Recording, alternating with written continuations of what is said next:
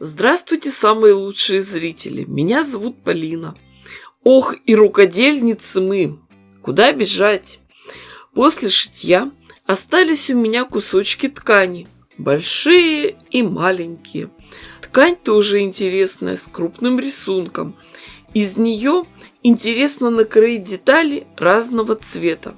У меня есть линейки, шаблоны 21 на 21 сантиметр, 15 на 15, 10,5 на 10,5 и еще прямоугольный шаблон.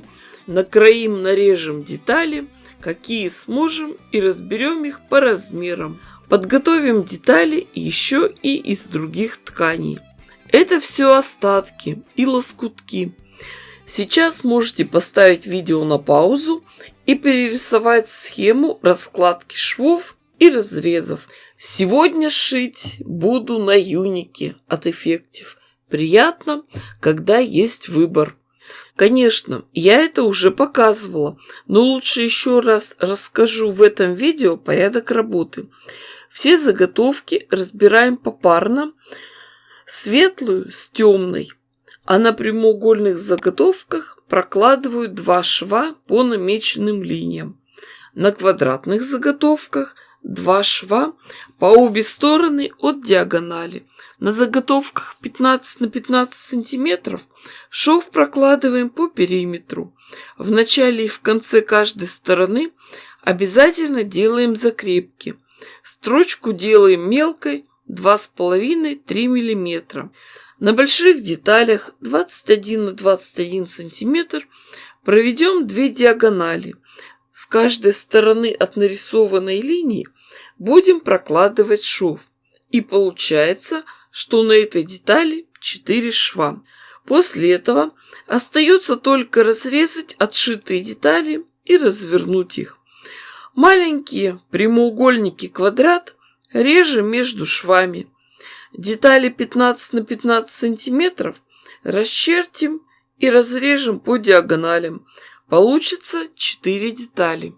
На больших деталях 21 на 21 сантиметр нарисуем еще дополнительные линии и тоже разрежем.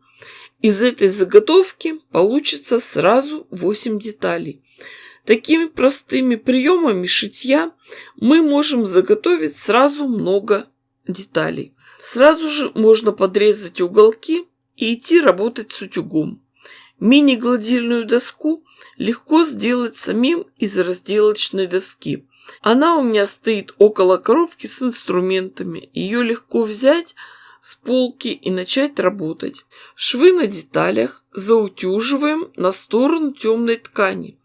Почему я не сторонник разутюживания припусков на 2 стороны?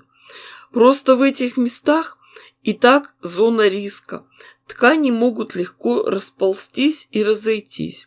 Приступаем к самому интересному – выкладыванию узора. Конечно, вы можете посмотреть варианты раскладок в интернете, но гораздо интереснее придумать самим. Рассказываю, что я делаю. Раскладка у меня будет 6 на 6 квадратов. По краю сделаю рамочку из красных треугольников. Чисто красного цвета у меня уже мало. Сюда пойдут все ткани с преобладанием красного. Так будет даже интересней, чем брать просто чистый цвет. Попробуем продолжить рисунок сиреневым цветом. А в центр я хочу поместить синий ромб, а внутри него зеленый отблеск. Как раз у меня есть квадратики зеленые с темным. Вот посмотрим на этот вариант. Бирюзовый здесь лишний. Поищем другой. Поправим немного. Вот так вроде лучше. Еще и сиреневый заменим на коричневый. Так выразительней. Все собирала на съемной столешнице. Ее можно легко сдвинуть и освободить место для швейной машинки. Сшивать будем также колонками, вертикальными рядами, моим любимым способом. После того, как прошили все ряды, полотно держится на соединительных швах. Остается только прошить по горизонтали. Обратите внимание, все соединения швов направлены в разные стороны, чтобы не было лишней толщины.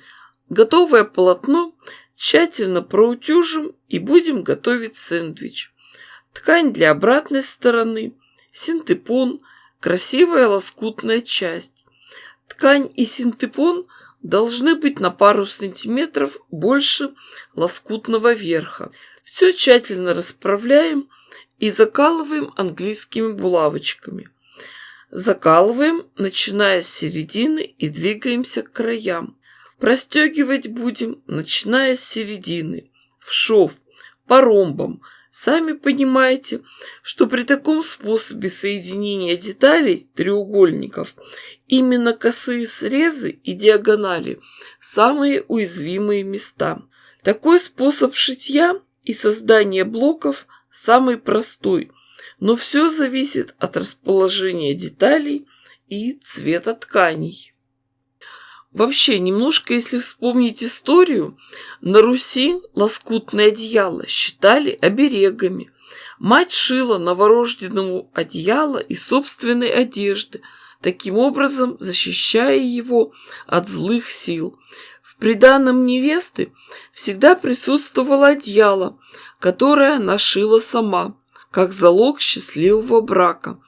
В старину на свадьбу обязательно шили лоскутное одеяло. Для него собирали лоскутки от одежды жениха и невесты, их родных и близких с пожеланиями добра и счастья молодой семье. Такое одеяло становилось оберегом и передавалось по наследству как семейная реликвия. После того, как заготовку простегали, надо подровнять края. Вариантов раскладки может быть огромное количество. Вот такие блоки я уже сшила. Лоскутки разные, раскладка другая. И каждый блок неповторим. Размер моих заготовок получается 50 на 50 сантиметров. Что можно сделать из таких заготовок, если вы не планируете шить одеяло? Можно сделать одеялко для пирогов или накидушку-сидушку на стул или табуретки. А если две заготовки соединить вместе, то готова декоративная подушечка. 3 заготовки могут быть ковриком на скамейку или качели в саду. Еще немного, и можно сделать детское лоскутное одеяло. Кстати, при таком способе пошива блоков можно увеличивать размер одеяла, шить как детское, а потом, когда подрастет ребенок, еще добавить блоков. Идей множество. Я пойду шить остальные блоки, а вы подписывайтесь на канал, ставьте классы, пишите комментарии. С вами была Полина. Всем пока-пока и до скорых встреч!